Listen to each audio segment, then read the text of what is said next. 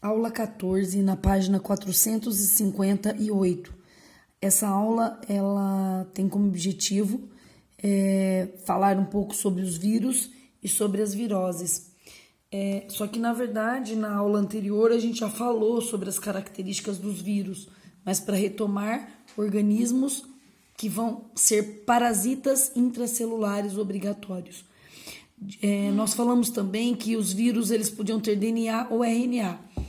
Os vírus que apresentam RNA, eles são chamados de retrovírus.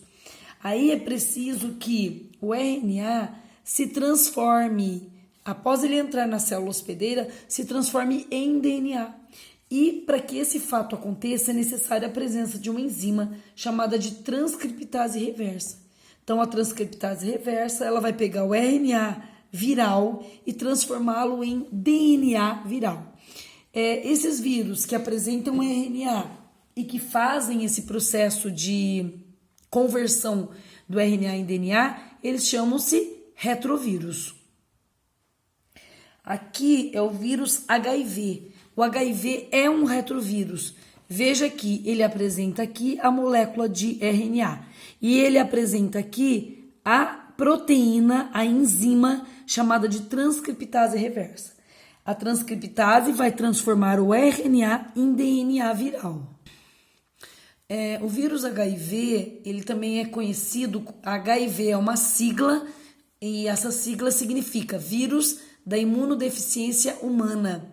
É um vírus que ataca especificamente células de defesa do nosso organismo. Na verdade, ela ataca os linfócitos T do tipo CD4. É um linfócito T do tipo CD4. Esse linfócito, ele é extremamente importante porque ele é a principal célula de defesa, é a primeira defesa do nosso organismo. Ele é uma célula como se fosse um alarme.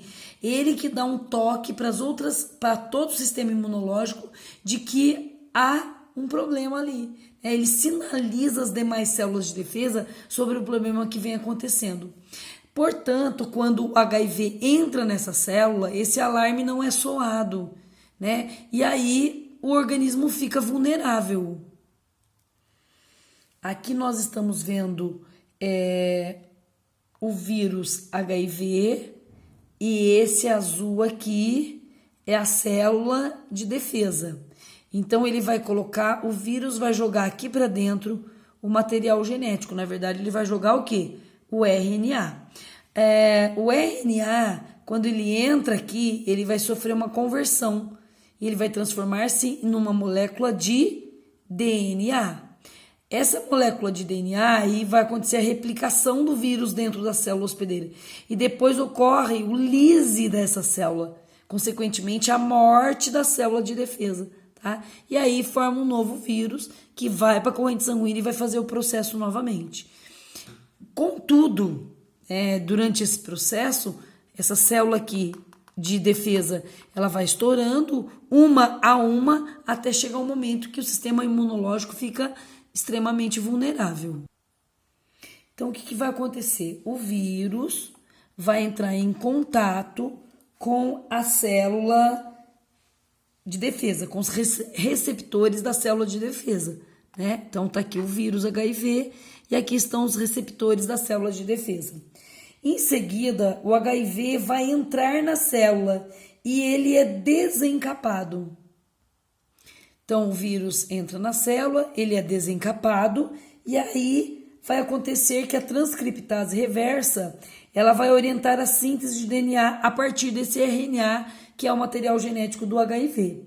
Vai acontecer a síntese de DNA, vão fazer vários DNAs de dupla hélice e aí a enzima chamada de integrase vai fazer com que o DNA do provírus se integre ao DNA da célula de defesa. A partir do momento que há a integração do DNA da célula com o DNA do vírus, DNA provírus, vai acontecer a transcrição, ou seja, vão ser produzidos novos RNAs virais.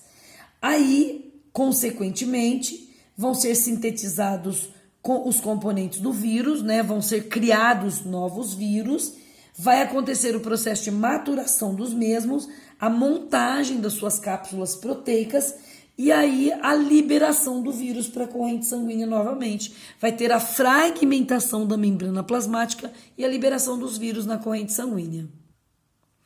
Aqui nós temos uma outra imagem mostrando o ciclo reprodutivo do HIV. A pessoa, quando ela é soropositivo, porque ela tem o vírus na corrente sanguínea, não necessariamente ela está com a doença. Ela é soropositivo, mas ela ainda não manifestou a doença, tá? Isso pode acontecer. Hoje, com os tratamentos que existem dos coquetéis anti-HIV, o que acontece? A pessoa é soropositivo, porém ela não manifesta a doença, porque a quantidade de vírus na corrente sanguínea ou nos demais líquidos corpóreos, ela é muito baixa.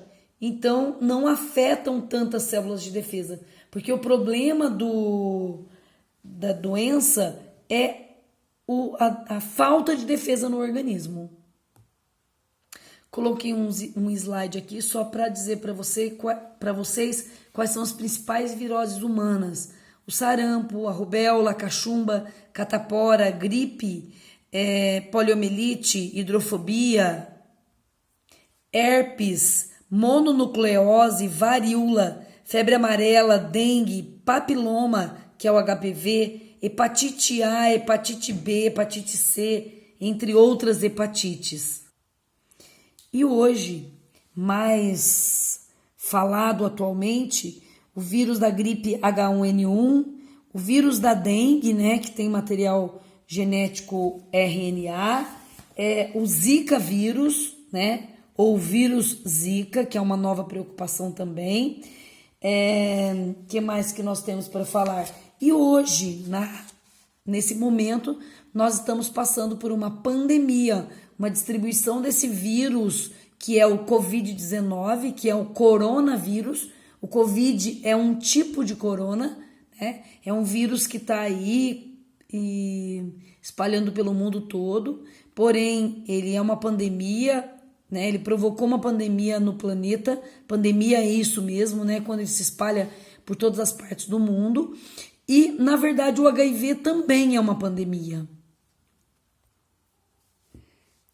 E o que nos aflige hoje, o corona, né? O Covid-19, que vem gerando todo esse desconforto na população, não só brasileira, mas na população mundial, né? Então, que a gente tome as medidas cabíveis de higiene e tudo mais, e vamos viver nossa vida, né? Esses dados estatísticos, eles são do dia de hoje, né? O dia 13 de abril de 2020. Os casos na posição global, quantidade de pessoas confirmadas com Covid-19, quantos recuperados e quantos mortos. E os dados estatísticos do Brasil, né? Na data de hoje, 23.430 casos confirmados, 1.328 mortes. Quando não coloca ali recuperados, porque talvez ainda estejam doentes, né? Aí a proporção aí dos Estados Unidos, com uma quantidade muito grande de recuperados.